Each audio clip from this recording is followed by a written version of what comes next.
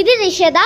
ఈ వెబ్ సిరీస్లో తిను ఏమో ఈ ఎవరు తోసారు, తిను చాలా మెయిన్ క్యారెక్టర్. తిను లేకపోతే వెబ్ సిరీసే ఉండదు.